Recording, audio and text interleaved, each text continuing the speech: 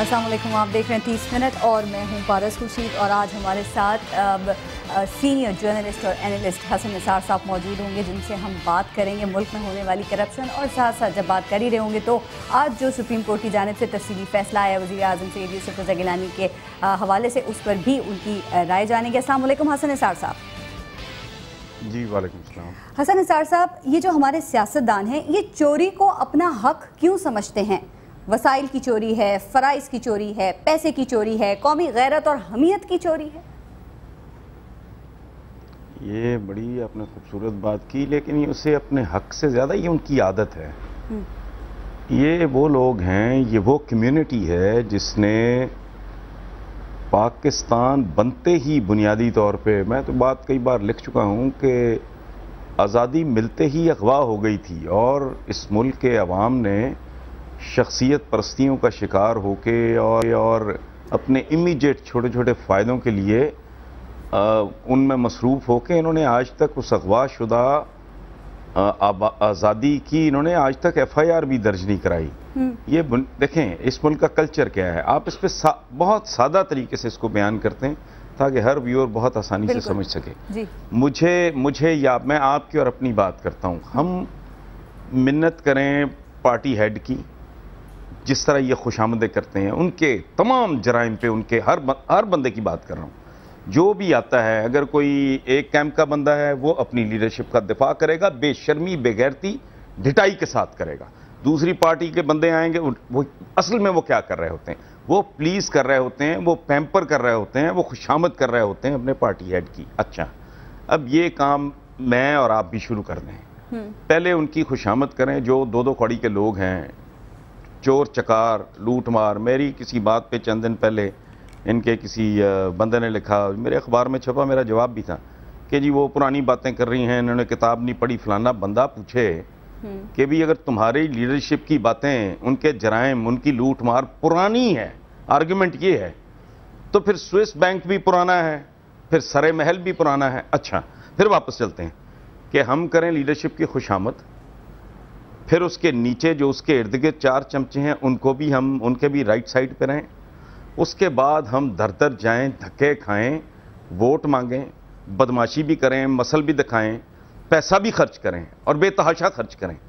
तो क्या ये सारा कुछ आप या मैं, जिनके अंदर शैतान नहीं घुसा हुआ, को पागल कुत्ते ने काटा है? मुझे, मैं जहां रहता हूं, मैं सवाम की खिदमत करने के लिए पहले खुशामद भी करूं, धक्के भी खाऊं, पैसा भी खर्च करूं, और ये सब कुछ इसलिए करूं कि मैंने खिदमत करनी है। ठीक है, ये तो पागलपन है ना, ऐसा सोचना भी। ये बुनियादी तौर पे, मेरी बात सुने, बुनियादी तौर पे ये समझ लें, अच्छी तरह समझ लें कि इस मुल्क की सियासत है क्या।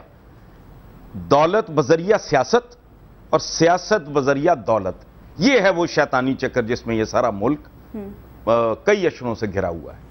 ठीक हसन निसार साहब, लेकिन ये जो चीज़ें भी आपने भी बयान की और जिस चोरी की हम बात करें, इसे रोकने की कोशिश क्यों नहीं की गई है?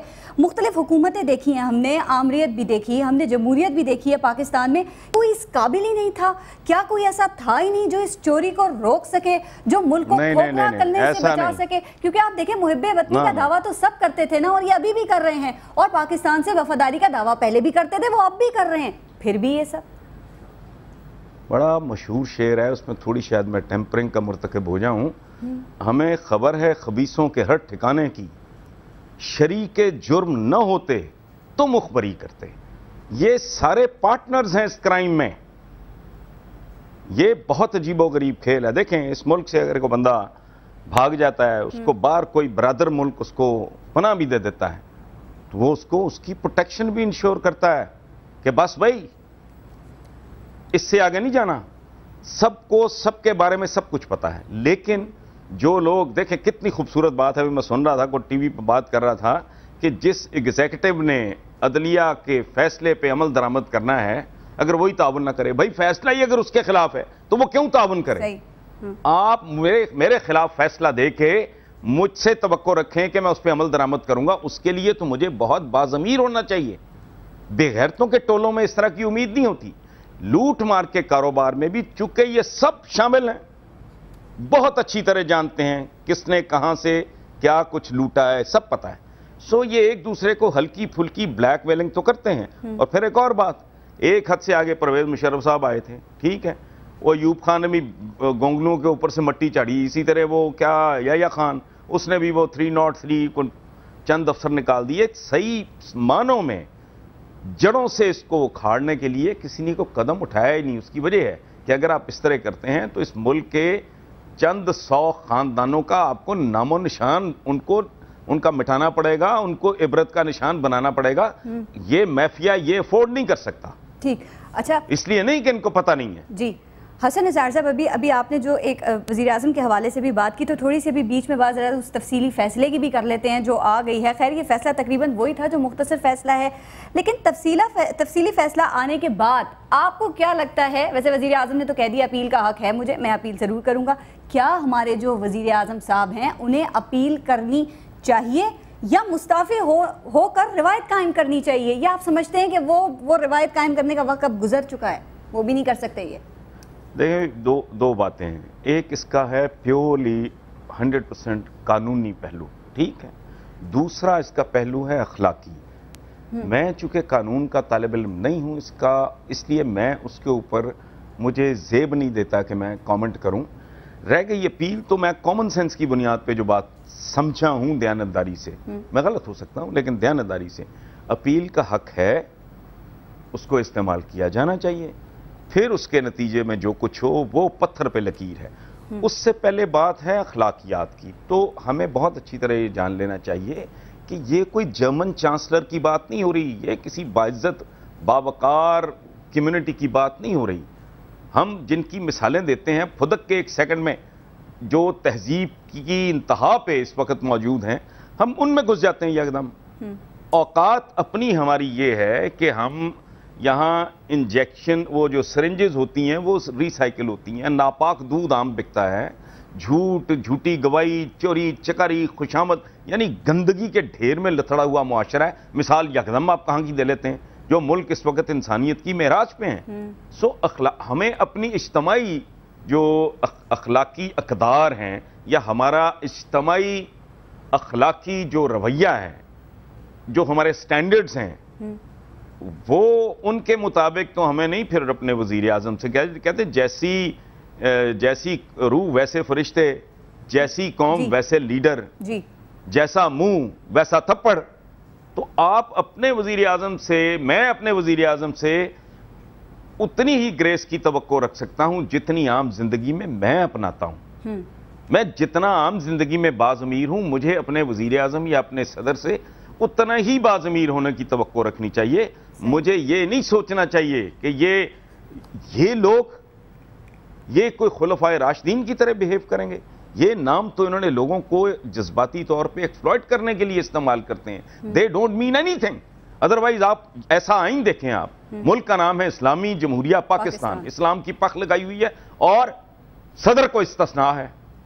وہ استثناء جو خلفائے راشدین کیا ہمارے آقا کو انہوں نے اپنے لیے کبھی پسند نہیں فرمایا, جو کائنات کی خوبصورت ترین شخصیت تھے, اللہ کے آخری پیغمبر تھے. انہوں نے اپنی بیٹی کے بارے میں ان کے حوالے سے بی کے بات کی کہ تم کہتے ہو کہ میں اس عورت کی سزا جو ہے وہ منسوخ کر دوں, تو اس کی جگہ میری اپنی بیٹی بھی ہوتی تو میں اس کے ہاتھ کاٹ اس کو یہی سزا سناتا.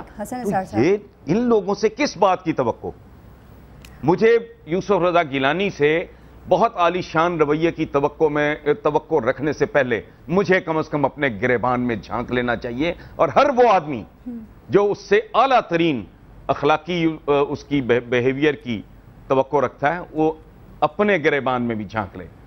سپریم کورٹ پہ حملے کرنے والے اگر کہتے ہیں کہ جی یہ تو سزا یافتہ ہے, اچھا خود سزا یافتہ, یہ ایک عجیب و غریب شیطانی قسم کا کھیل ہے جس میں لائن ڈرا کرنا, سچ کو جھوٹ سے علیحدہ کرنا تقریباً ناممکن ہو چکا ہے. یہ معاشرہ ایسا ہے جس میں ظالم اور مظلوم کے درمیان فرق کرنا مشکل ہو چکا ہے, چونکہ ایک آدمی ایک ہی وقت میں ظالم کا رول بھی پلے کر رہا ہے اور مظلوم کا رول بھی پلے کر رہا ہے. ٹھیک حسن نثار صاحب, لیکن ایک سوال اور بہت سارے ظاہر ذہنوں میں یہ اٹھتا ہوگا.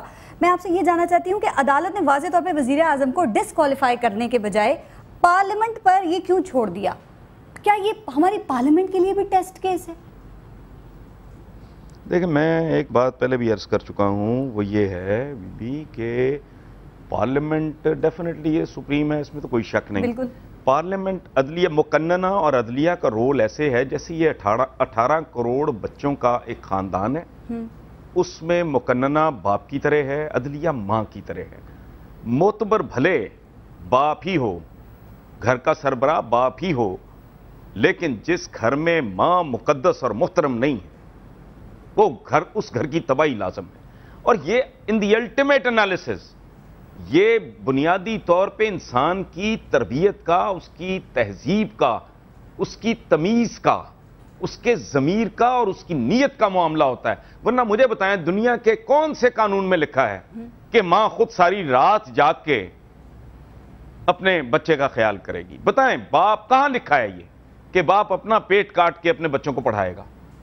انسانی رشتے صرف اصول، قانون، ضابطے، آئین وغیرہ پہ نہیں گزرتے. ان کے اندر ایک خاص طرح کی تربیت ہونی چاہیے، شرم ہونی چاہیے، حیا ہونی چاہیے، ظرف ہونا چاہیے.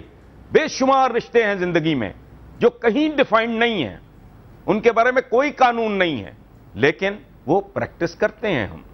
ماں بچے کے لیے راتوں کو جاگتی ہے. جی. باپ بچوں کے لیے دن رات محنت کرتا ہے، اوور ٹائم لگاتا ہے، اور حالانکہ اس کو یہ یقین نہیں ہوتا کہ جب میں بوڑھا ہو جاؤں گا تو میرے ساتھ یہ بچے کیسا سلوک کریں گے، لیکن وہ کرتا ہے. اب اس طرح یہ مقننہ اور عدلیہ کا جو ریلیشن شپ ہے یہ انسانی عقل سے ماورا باتیں ہیں کہ ان کا ایک ایک جو حصہ ہے اس کو ڈیفائن کیا جا سکے.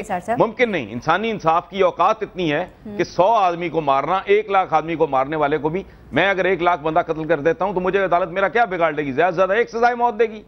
میں نے تو 2 لاکھ بندہ مارا ہوا ہے. سو انسانوں کے اندر جب تک تہذیب، تمیز اور تربیت نہیں آتی اس وقت تک معاملات حل نہیں ہوتے. ٹھیک. حسن نثار صاحب ایک بریک ہو گیا ہے، لیکن یہ جو محاذ آرائی کی سیاست اس وقت چل رہی ہے یہ کیا رنگ لائے گی، اور عوام جو سب سے امپورٹنٹ ہے وہ کیا سوچ رہی ہے؟ تھوڑی سی یوتھ پر بھی بات کریں گے. بریک لیتے ہیں، بریک کے بعد واپس آتے ہیں. ہمارے ساتھ حسن نثار صاحب موجود ہیں، دیکھتے رہیے گا 30 منٹ.